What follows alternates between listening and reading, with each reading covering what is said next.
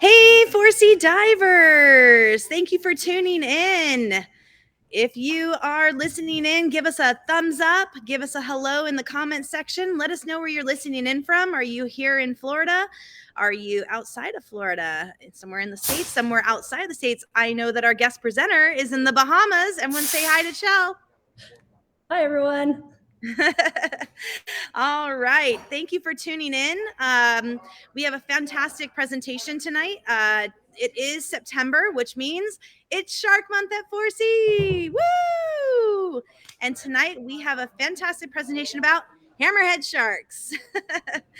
And so, guys, just a little bit of some backstory here. As people who love sharks and love to dive with sharks, 4C, we do our Shark Month every September, where we have presentations and we have dives and we have classes that if you want to learn more. And basically what we can do is get you guys excited about sharks and how to not only go dive with them, but also the conservation and how you guys can help with shark science. So tune into all of our presentations, and then you can actually go to our YouTube channel and you can rewatch some of them or see some other topics that we've had in the past. And it's always a great wealth of knowledge. We get presentations from all over the place, talking about sharks just here locally and also globally. So we will start your presentation in just a second, but everybody, if you have not signed in to the link that's on our website, go to www.force-e.com and go to event tab, scroll down, find tonight, register before 6:45, because we have a drawing at the end, a random name picker that we're going to give away some cool shark swags. So if you want to get in on that drawing, you have to do it before 6:45. If you've already done it, you don't need to redo it. All right. And again, give us any questions that you have for the guest presenter in the comment section. Just write those in. And remember to give us a smiley face, a heart emoji, or a thumbs up. All right. So I'm going to go ahead and turn the presentation over to our guest presenter. And let me bring in your PowerPoint. There we go. All right. Hi. I hope everybody can see it. I think we jumped the gun there. I should go ahead and play from the start. So hi, everybody. My name is Shell, and I am going to talk to you guys tonight about photography and shark science and how this has kind of been combined here. As you can see by the pictures, I'm going to be talking about hammerhead sharks. So a little introduction about myself. My name is Shell, and I'm a self-taught underwater photographer. I come from a small town in Canada. And after high school, I decided that I didn't want to go to college or university yet.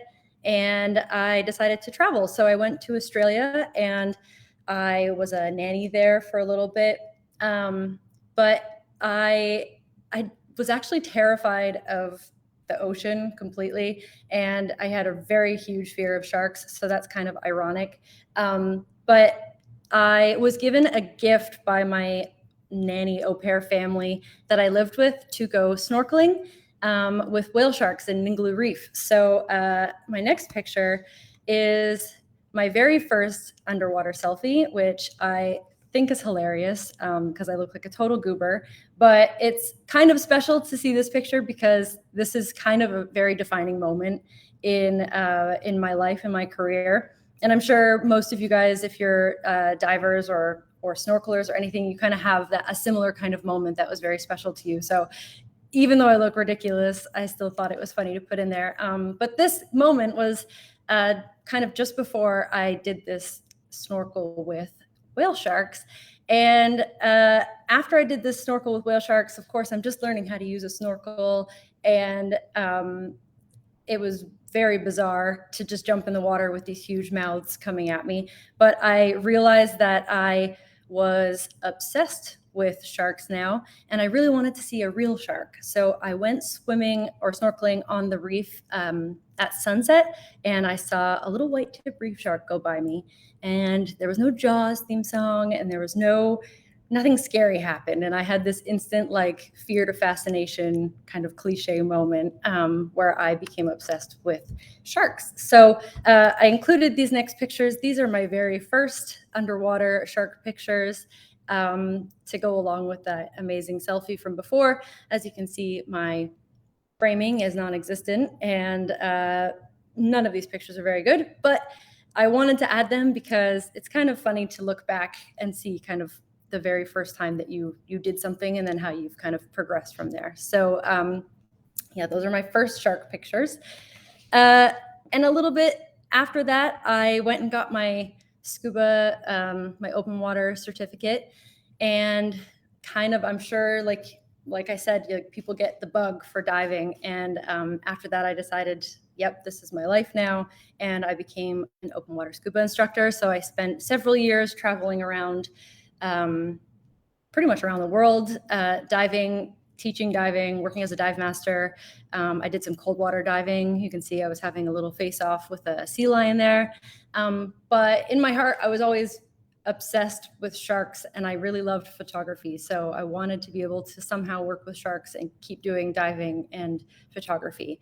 And so that brought me over to Bimini in 2017. And as you can see, my camera has improved from my very first one, which was it was a little Kodak wind up film camera that could go underwater somehow. I think my selfie game has kind of improved a little bit, maybe. But I'm also doing a lot of free diving now. So I've lost the tanks, and I still love scuba, but as many people who are in the industry for a while know, you probably get a little sick of carrying these heavy tanks around all the time. So I'm doing a lot of free diving with sharks here in Bimini. And I came to Bimini in 2017. I saw an ad for a position to be the media manager at the Bimini Shark Lab, basically a voluntary position to come and take pictures of the research that was going on here. So I applied, I came, and I met my partner, who is now running the place. So now I've had the privilege of being able to stay for the past 6 years, and now I get to really be immersed with the sharks.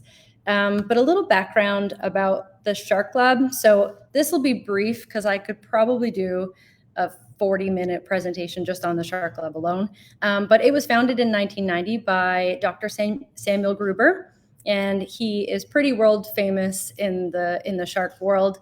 And he designed, or he got the lab and basically wanted a boat on land, a research boat on land. So that's kind of how it's designed to be like. And it's a place where interns from all over the world can come and get experience learning field techniques and getting experience kind of one-on-one with sharks and people who are working with sharks all the time. But the lab doesn't look like this anymore. In 2020, during the COVID lockdowns, we couldn't do anything else. So we did renovations. And by we, I mean, it really just was us rebuilding a whole house. So it looks a lot different now. And this is kind of what the facility looks like at this time. But like I said, I could get into it a lot more. I'll give you a brief rundown of the location though. So Bimini is located, it's the westernmost island in the Bahamas, and it's about 50 miles from Miami. And it's surrounded by shallow water, which is on the Great Bahama Bank. But right on the western edge is the drop off into the Gulf Stream. And this Gulf Stream water that's moving through is bringing through tons of nutrients, and also is bringing in some big sharks. And that's what I'm going to talk to you guys about today, are the great hammerhead sharks of Bimini.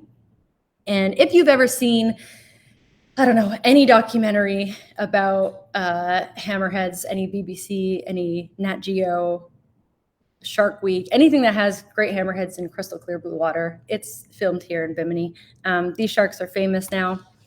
But a little background about the hammerheads in general is that the Shark Lab staff actually discovered that the hammerheads were coming here, and they were migrating to Bimini during the winter months from December to April. And this started to be documented around 2002.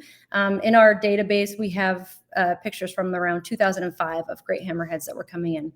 And then word got out, and now it's a world famous hammerhead dive site. It's a provisioning site, so we actually work pretty closely with Neil Watson Bimini Scuba Center and have a great relationship with them. And they also are doing shark dives there. So I think you guys might have trips planned for that. But yes, now it's probably one of the only places in the world where you can reliably dive with great hammerheads.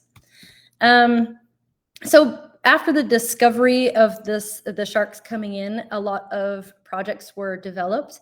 And so that is a great hammerhead in tonic immobility. But part of the projects with the Shark Lab, the research that was being done were with tags. So that was with either acoustic tags or satellite tags, tracking movements, where these sharks are going, why they're coming to Bimini was really the biggest question, and where they go once they leave, because they were very consistently coming in December and very consistently leaving in December or in April.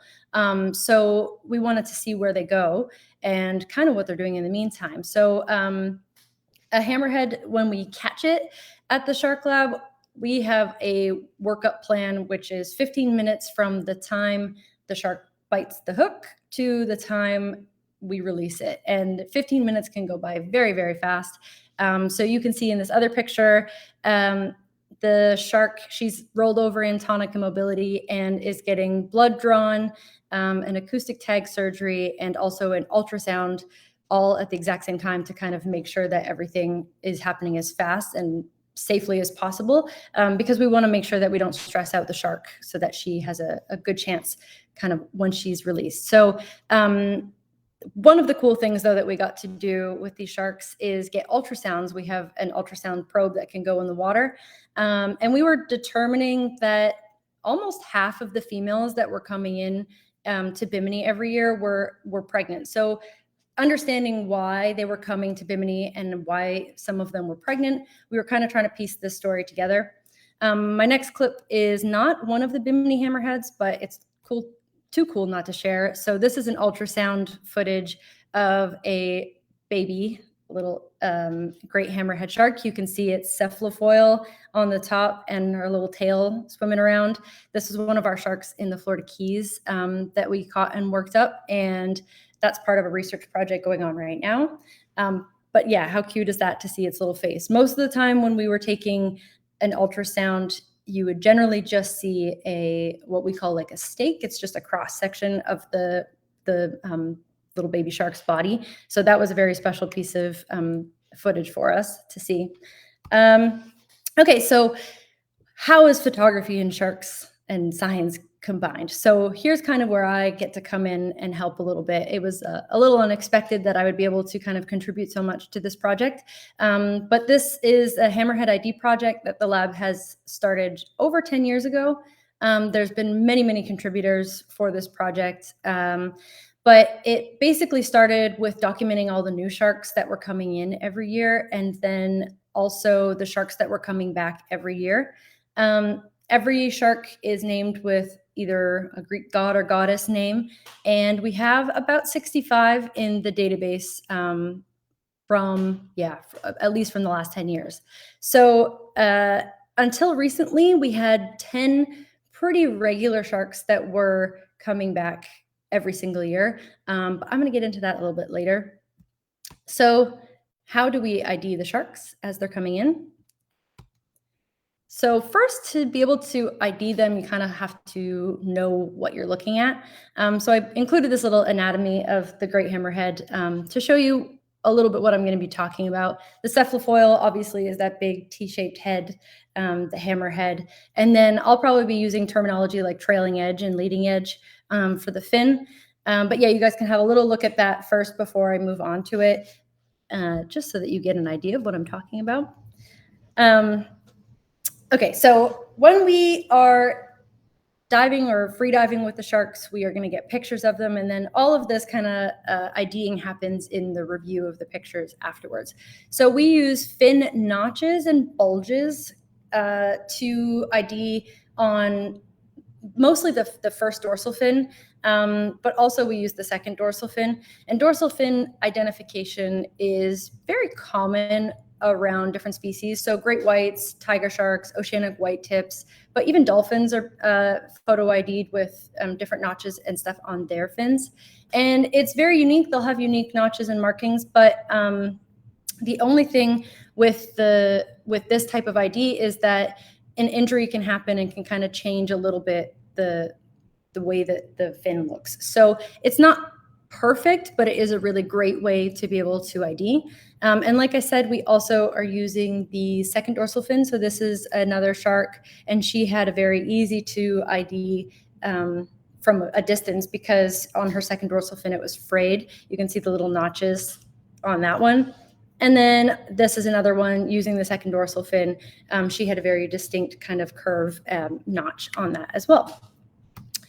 The best way, though, that we ID the sharks is through identifying the ventral pattern. So these guys have very specific markings that are like a fingerprint, and they're unique to the individual. And the reason this is the best one to use is because this won't change over time. So even if it's injured, these markings are going to be the same. It's a little harder, though, for us to get these shots. We either have to be on scuba and have a shark go over top of us to be able to get a good picture, or be free diving and then laying on the bottom and just hope that the shark will kind of pass over you to get a shot, or come up a little bit. So a little bit trickier to get, which is why we have like a great partnership with the dive shop here, because they're able to get some shots for us as well. But the ventral pattern, I basically didn't even explain. The ventral side is the front. It's the belly of the shark. And it can also be, the pattern can also be along the cephalofoil. Another way that we ID them from just a quick distance is pigmentation patterns. So this shark, she's got a very specific and unique pigmentation pattern on her left pectoral fin. And these pigments shouldn't fade over time or disappear over time. They should be consistent pretty much every time that you see the shark.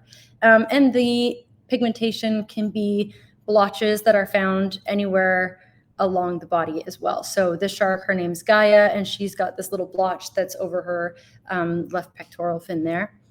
The only thing with pigmentation is that it can be confused a little bit for scarring, which cannot be the best way to ID a shark, unless it's very severe scarring like this. So this is a very severe injury to her first dorsal fin. This shark, her name was Scylla. You might have heard her be called Patches or Biteback. She is probably the most famous shark, hammerhead shark in the world. If you Google a great hammerhead, you're probably going to see a picture of her. Anyway, she was in Bimini for many years and then went to Tiger Beach, and then she came back to Bimini. And when she came back to Bimini in 2019, she had this huge scar on her dorsal fin. So we kept a track of this over many months of diving with her. And then she left in April. And when she came back in December of 2020, her fin had actually fused together. So not only is it pretty cool to be able to swim with these sharks often and see them, but the photos that we're taking are able to kind of document these healing processes as well. But with scarring, something like this can be used as an ID feature because her fin's never going to go back to just being a perfectly flat fin. But light scarring, like fresh mating scars or any kind of other little like white scars on the body, we wouldn't use as an ID feature. Scylla also had, this is why she was called Biteback, she had a huge circular chunk out of her dorsal fin, or behind her dorsal fin. And over time, I think it was probably about a year or something before it really kind of started to heal. And then over time, it healed into this pretty faded scar, but it's still a feature that we can kind of distinguish her from. If it was a very light, fresh scar, we wouldn't use that as a permanent ID feature. The other thing that we look for is if it's male or female. So this is a female shark, and she has the two pelvic fins and then the cloaca. And a male shark has the pelvic fins and then two appendages. Those are called claspers, and that's how you can ID. Again, that's easier to ID the sex. We know that there's more females that are coming into Bimini than males every year. But when a shark is just swimming along on the bottom, it's kind of hard to see unless the claspers are kind of, being seen on the side as it's swimming. So this is another one of those things that you have to get very low or beyond scuba to be able to see what the sex of the shark is. So here is a little bit of our catalog. This is a male shark. His name is Atlas, and he was first sighted in Bimini in 2013. He is acoustically tagged, and he doesn't really have a very unique dorsal fin, so to speak. He has an older tag with some beads on it that we can use to ID. But for him, we actually use his anal fin as his distinguishing feature, because mostly the anal fin will kind of come down into a V shape, or I guess a V shape. But his is a little bit smaller, and it's differently shaped than the normal anal fin of a shark. And then he also has a very distinguishable ventral pattern. His has this cute little J in dots, and then 3 little dots to the side. So when we see him, first of all, he's one of the only males that we see around here, but he also has those distinguishing features. And another is Gaia, who I've already kind of mentioned a little bit. She is not tagged by us, and she is probably one of the biggest great hammerheads that's ever come around here. She was first sighted in 2013, and she has a couple of little external tag darts on the outside beside her dorsal fin, but her most distinguishing feature is that little patch of pigmentation that's beside her left pec fin. She also has a little bump on the edge of the left fin, and then her ventral pattern is, I think it looks like a little rectangle of white just underneath that patch of darkness. So honestly, when we see a very, very big shark coming in, we almost immediately know that it's Gaia, just because of her size. The other sharks are about 3 meters to 3.5 meters, and she's closer to the 4-meter range. So she's a very big and very cool shark to see. This is a fun little kind of perk to having so much time in the water and spending so much time in Bimini. This shark was first seen in February of 2019. She was given the name Rhea, and she has a very clear kind of kink in that upper lobe of her caudal fin. She also has that little blotch on her left pectoral fin that made her distinguishable to be able to ID. And it wasn't until a couple of years later that we actually saw her again, almost in the same spot. She's not one of the sharks that's considered to be a regular. She's not provisioned. She's not going to this dive site. So to be able to see her again was very, very special. And so, yes, here it is again, the kink in her tail. And she also has a couple of other little markings on her, but you know that this picture's after, so they're newer than the first picture. But anyway, I was very excited whenever we got to see Rhea again. But I was also flying my drone one day, and I saw this shark and had this amazing, I was like losing my mind about how beautiful this footage was. But as I was looking back at it, I was like, wow, she's got this like kink in the same spot as Rhea. So I went back to my photos and I had a look, and I could see that she also had the little marking on that left pectoral fin. So a couple months later, or about a month later, I got to see Rhea in a completely different way, not in the water, from the sky with my drone, and I could use my ID skills to figure out what shark this was, which was very exciting, and I kind of geek out a little bit about it. But so why is this project important? I obviously think it's important. The lab thinks it's very important.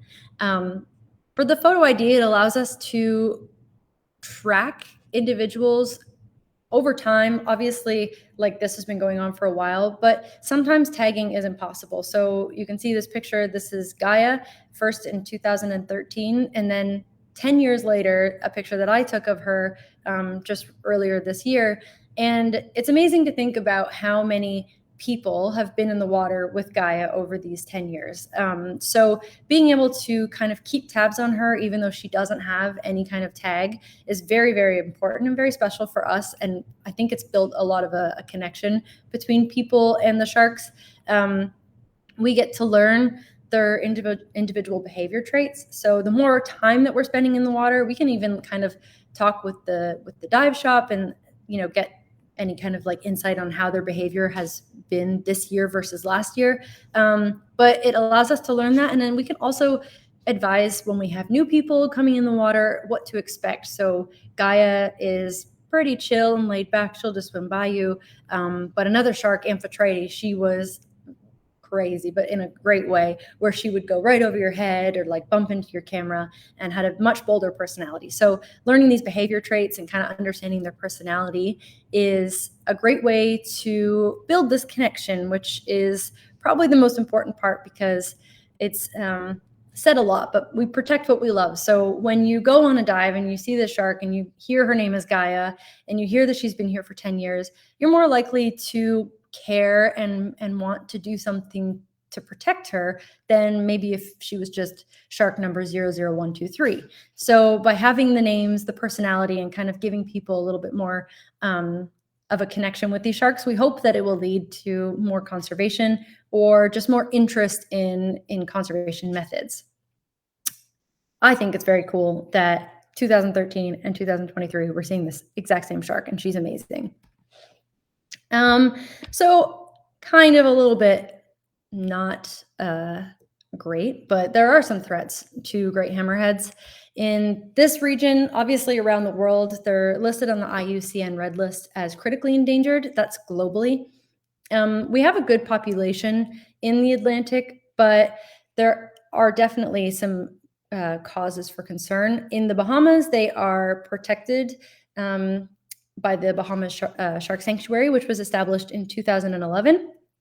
And this is fantastic, but I always try to keep in mind that this could change at any time. So while it's fantastic that they're protected right now, it's always important to, be able to share the value and the importance of these sharks. Otherwise, if people don't care that much anymore about them, there could be an open fishing season for sharks in the Bahamas at some point.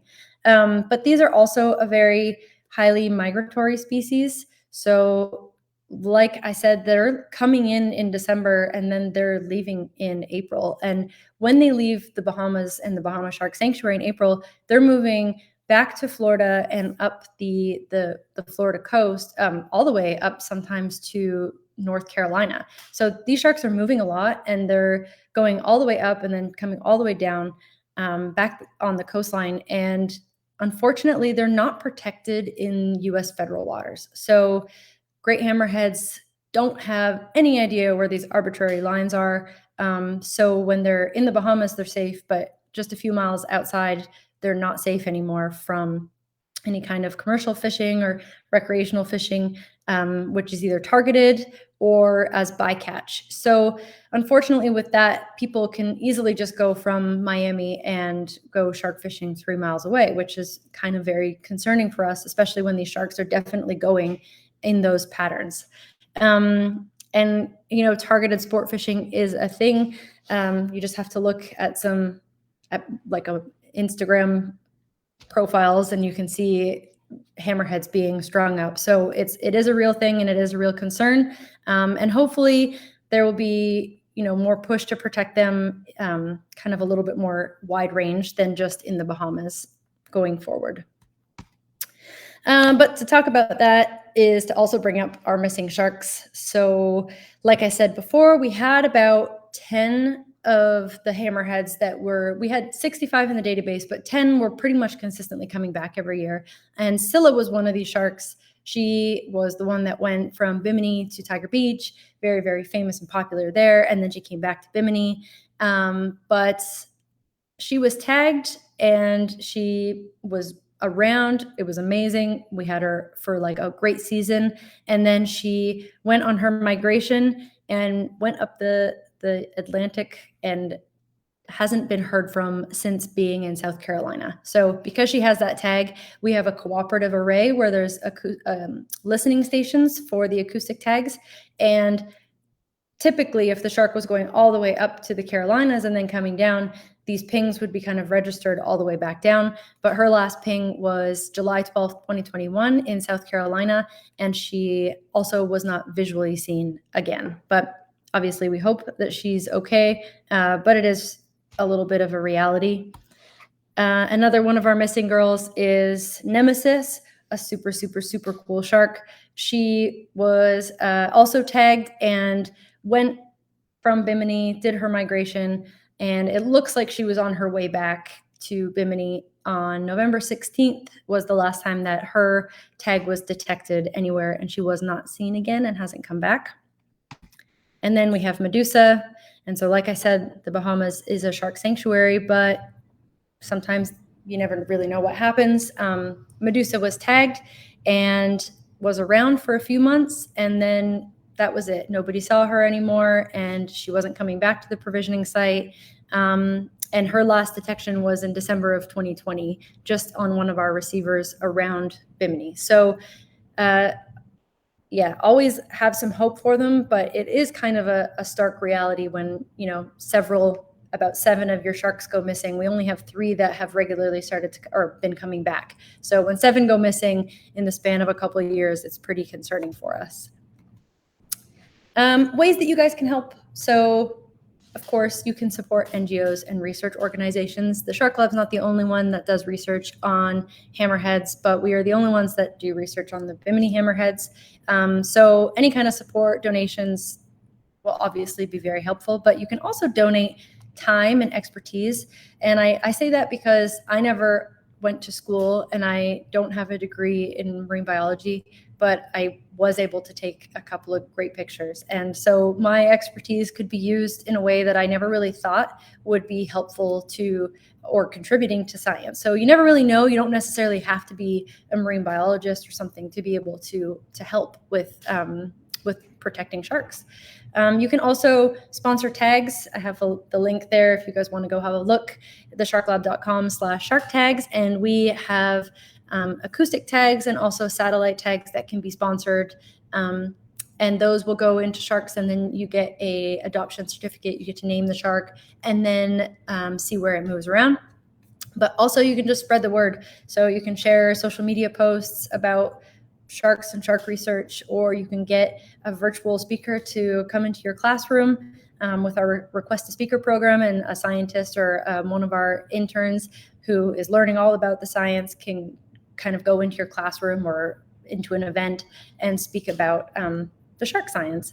And because I'm a photographer, and I just want to toot my own horn for a minute, but these are some of my pictures. So obviously I'm able to contribute to the science, but I'm also able to really learn the sharks and the behavior of the sharks and get, I think, some very unique shots of the sharks here in Bimini. So these are a few of my favorite ones, and another little set of some of my photos, which yeah, I'm quite proud of, and it's kind of cool to be able to get all these opportunities to be in the water with them. And then I just have, if you have any questions, I've got our contact information there for the Shark Lab and for myself. And go ahead and tell me if you have any questions.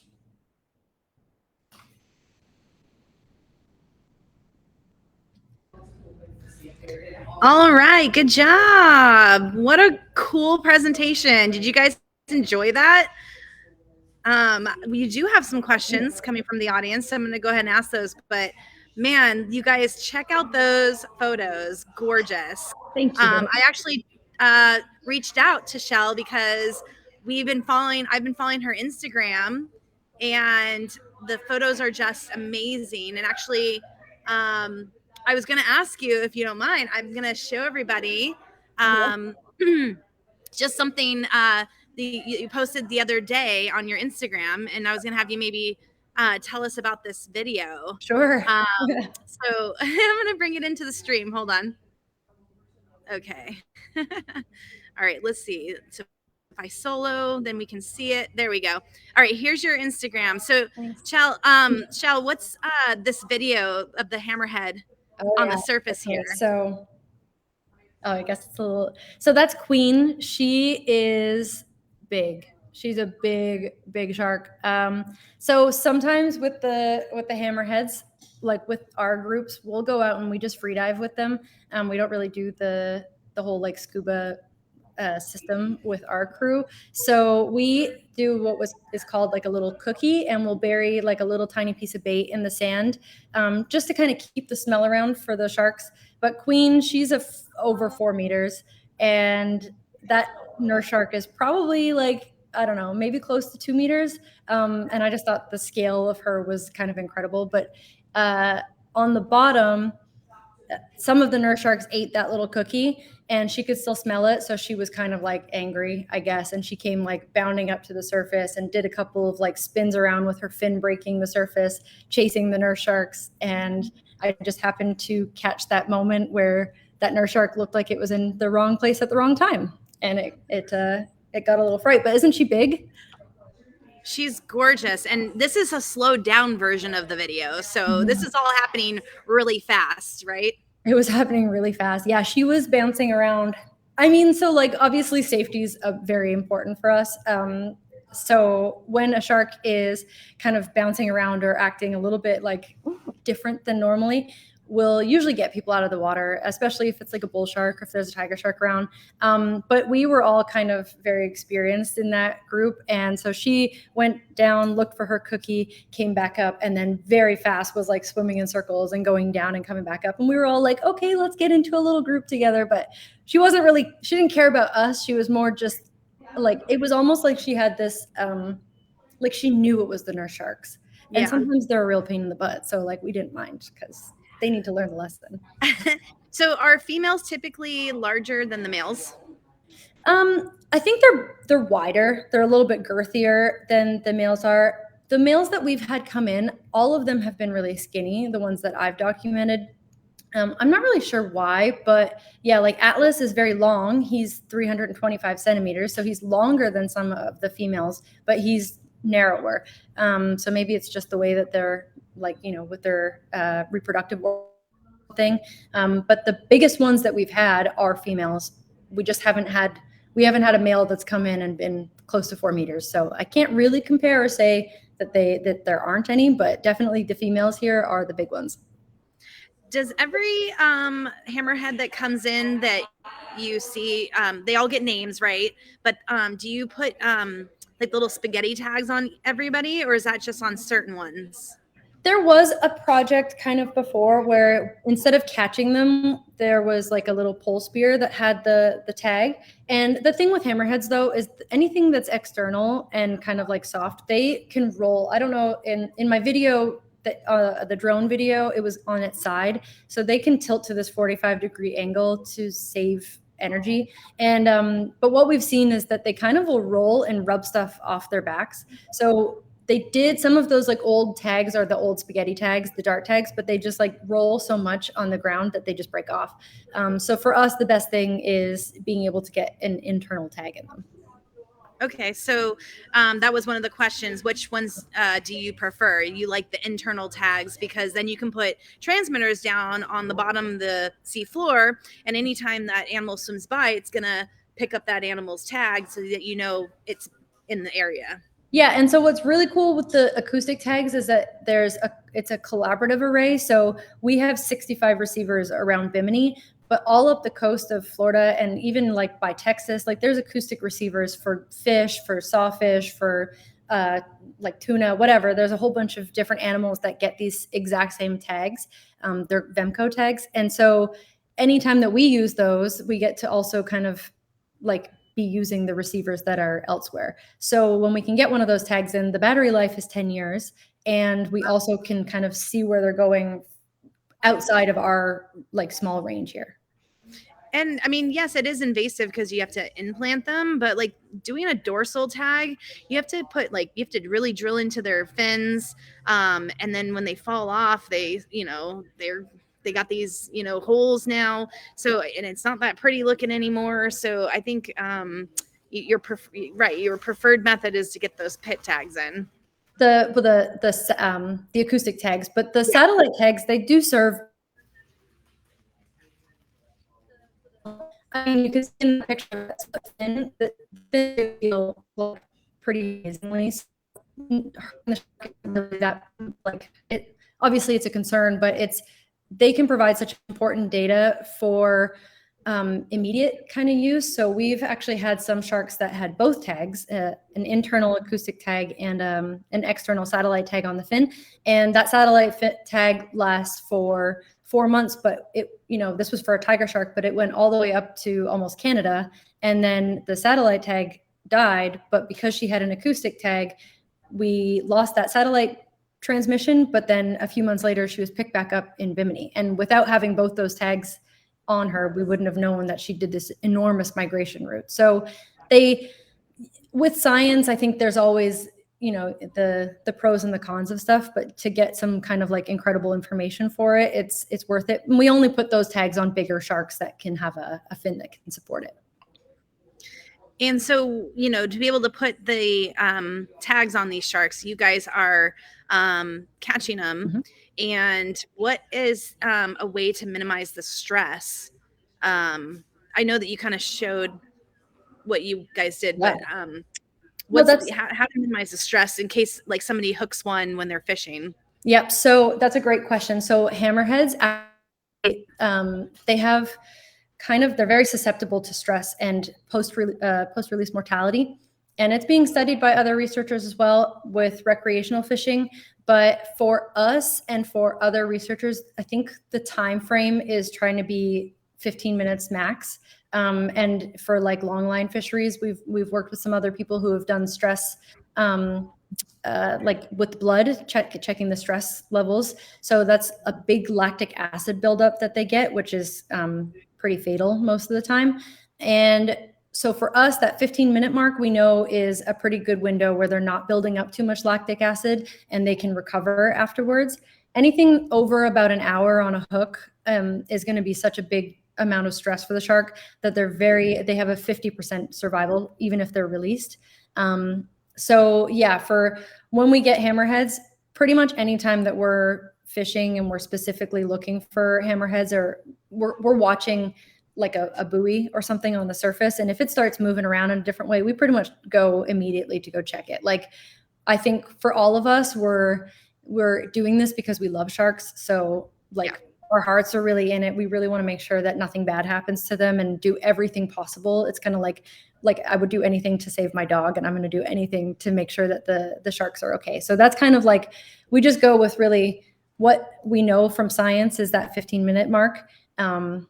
And then just try to work really, really, really quickly so that we can get as much data from the shark, because you don't want to have to catch a shark twice, right? Like if you can get everything done, blood, DNA, like all the samples that you need in 15 minutes, boom, baby, you're sweet. That shark doesn't need any more workups. And it's kind of like you have a pit crew working with you, right? Yeah. So one's responsible for getting the certain samples, one's responsible for getting the measurements, one's responsible for getting pictures. Like there's a pit crew. It's not just you and one other person. I kind of love that. Like that is a perfect description of it, because like for some species, like tiger sharks are pretty chill. Like you don't really have to rush super, super much on them. But with hammerheads, it's like everybody instantly goes into, okay, like we're pit crew mode. And it's really awesome to be able to work with people that like everyone just kind of falls into the right place and figures it out. It's chaotic, but it's also awesome. It's very cool. And speaking about working with people, the lab itself, you guys have interns. What skills could you tell somebody they should have to be able to maybe get that internship? Is scuba diving a requirement for an intern? No? Okay. No. So the idea with the internships is we want to be able to teach people these skills. So we're wanting people that are proactive is probably the biggest thing. Like if you're really like have a good work ethic and you're looking for things to learn and do, those are such good qualities to have, because then you can kind of transport that to like, how is somebody going to work if there's a hammerhead? Are you going to be like, oh, I don't want to do this part, or are you just going to like get in and do it? So being proactive.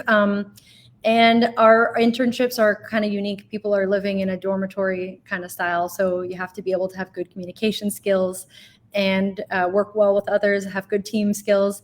but you don't need to scuba dive. You don't need to be experienced and have a whole bunch of shark tagging experience from elsewhere. Like, we're really looking to be able to teach people and give people the opportunity to learn all these different skills. And it's not just hammerheads you guys are studying there. You've got lemon sharks and rays. There's all types of species. Yeah, like I said, I could have done like a 40-minute presentation just on just the lab. Like, there's 30 years of history there. And Yeah. Doc was coming there to study lemon sharks, but it's evolved into pretty much every species that's in this area that we can see and work with. So every time people come and do stuff with the lab, they see lemon sharks, black tips, probably hammerheads, maybe tiger sharks, bull sharks, nurse sharks, they're everywhere, and southern stingrays and eagle rays. So like, it's just, and you saw how small Bimini was on the little map. So there's so much life in this small area. Yeah. And so is it just Bimini that the hammerheads are coming to, or are there other islands in the Bahamas that you're seeing populations attract Well, to? I think there's some that go to Andros, but like, it's the ocean. They're going wherever they want to go. I think they pass by, but it's really, the reason that Bimini is so unique is because they're coming back and using this exact same site. It's called Site Fidelity, and they're returning to the same site year after year after year. So they're not doing that in different parts of the Bahamas, and they're not doing it just for food either. So like, they're showing up whether people are feeding them or not, and then they're leaving in April whether people are feeding them or not. So like, I'm sure, you know, for tourism, it would be great to be able to run hammerhead dives all summer long, because the water's warmer and there's less storms all around. But like, these sharks are like, no, we're gone. Like, it doesn't matter. So that's a really cool thing about this location. And also, we would kind of want to be able to study in the future, like, what is it that's drawing them here specifically versus elsewhere? Like, they don't drop their pups here, but they are pregnant and then they leave. I mean, there's so many questions to be asked, and they're just super cool. And it's very hard to study an animal that lives in the ocean that has miles and miles of swimming distances. So the majority of the stuff that we know so far, it's mind blowing that we know it.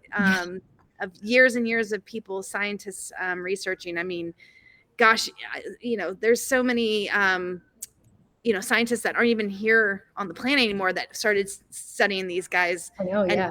with new technologies, even more data being able I think like, if Doc passed away in 2019, and he had been coming to Bimini since the 60s doing research. And like, for him, it must have been so amazing, from like having, everybody being afraid of sharks to like him kind of learning these things, and then the technology just kind of like booming in a short amount of time to be able to track a shark that's going all the way up to Canada that was in Bimini before. Like, it's so cool. And the science part of it, like, I didn't go to school and I'm not a scientist necessarily, but I'm like mind blown all the time about what I'm surrounded by. It's cool. All right. So switching gears, they want to know, what is the camera setup you're using to take these beautiful photos and videos? Okay, yeah. So I will start by saying that you don't need to have an expensive camera to get good pictures. And it's obviously, I have an expensive camera now, but I've like gone from smaller ones and worked my way up.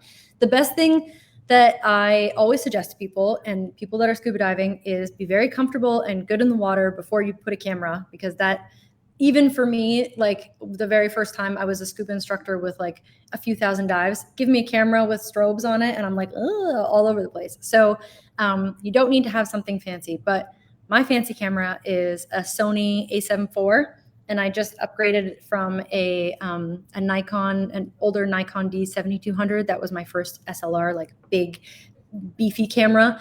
Before that, I had a Sony RX100, and then like these little point and shoot things. So like, I've kind of worked my way up, but I shoot with either, on my old camera, I had a 10 to 17 millimeter fisheye lens. So everything was like, even if I was right up in Scylla's face, I was still getting her whole head. Now I'm shooting with a 14 to 24 millimeter wide angle. I can show you guys my housing if you want to see it. You want me to? Sure. Actually, everyone wants to see your dog. I had to put him down for a nap because I was afraid he was going to bark at me the whole time. So he's hidden at the moment, but I'll put pictures on Instagram. Yeah. I've noticed that your photos, you have the watermark. Is that your dog? That was my boyfriend Matt. He is obsessed with our dog, and his watermark. That picture of the person freediving was me. So Matt took that picture of me, and his is Matthew. Yeah, okay, we're crazy dog people too, and something about shark people tend to also like pit bulls. So I have a big pit bull dog. But this is my camera. So I shoot with Merlux now. It's a kind of a newer brand of underwater housings. It's aluminum. It's heavy when it's outside of the water at the moment with no camera in it, but I have full access to all the buttons and everything. And I usually pop a GoPro on the top so that I can get some reel worthy videos. Awesome. Well, again, fantastic presentation. Great questions, everybody. Wow, I'm just blown away. And guys, don't forget, go over to Instagram, or you post some on your Facebook page, but check out the photography on her page. What is your Instagram handle? It's Shell Bleh Photo. I have it here on the, I don't know. Can you still see the, Yeah. Oh, you can't see it. Yeah, okay. There, it's Shell Bleh Photo, and you can also check out the Shark Lab, Bimini Shark Lab. We're always kind of posting research stuff, but I almost exclusively am sharing pictures of hammerheads because I think they're my muse. I love them. So yeah, if you want to get a dose of sharks every day, check it out. Hey, I love it. And I've been posting this month. I've been resharing some of your stuff on our stories. So yeah, it's awesome. All right. So guys, remember I told you it's Shark Month at 4C. If you go to our website, go to our landing page for our Shark Month. All you got to do is go to the event tab, and you'll see here, it says support sharks. Okay. In here, you just click. Of course, it's taking forever to load. All right. And in here, we've got some presentations from the past shark researchers that have come in. We have the shark ecology course. If you want to learn more and get a certification and be a total shark nerd, take that class with us. We also have Dive with Sharks. We have a trip planned October 7th here in Jupiter. It's a 3-tank dive. And guess what, guys? I don't think they've been seeing hammerheads, but they have been seeing a tiger shark named Dejeni. So if you get out there and you get to meet her, that would be fantastic. We also have our shark tooth dive. If you are somebody who wants to go and collect some fossilized shark teeth, we dive in Venice Beach here in Florida. And those sites are in like 20 feet of water. It's a 3-tank dive. We're going October 14th and 15th. So you can go on both days, or you can just choose one of the days to go and go try and find some big fossilized shark teeth. And what we were talking about during the presentation, if you want to go see the Bimini hammerheads, 4C has a trip scheduled December 17th. When we go over on a ferry, it's a day trip, and we come back on the ferry that night. So it's a whole day, but it's a chance to see these beautiful hammerheads up close. We do have quite a few people already signed up, so there's only a few spots left on that date. We will put out more dates, but the ferry needs to put out their 2024 schedule. So you'll probably see more dates in January and in February as well, because they're still around the Bimini Islands during that time. And then also our shark swag. Okay. If you're looking to find some cool stuff, you love sharks, we got a cool smattering of things, and you can find any of this in our stores. And guys, these Born of Water hats, super cool new hats that were just released, new designs just literally a month ago. So we're going to go ahead and raffle off one of them. So let me go to the random name picker. Oh gosh, I hate when the ads. Okay, here we go. We got everyone's names in here. Okay, so let's go ahead and see who our winner is tonight. Donald Chaplin. Oh gosh, I love when this thing, it loves to, make it very hard on me, because it's like, oh, I want you to pay for the service. No, I want it to be free. Anyways, Donald, you are a winner. If you're listening in, go woo!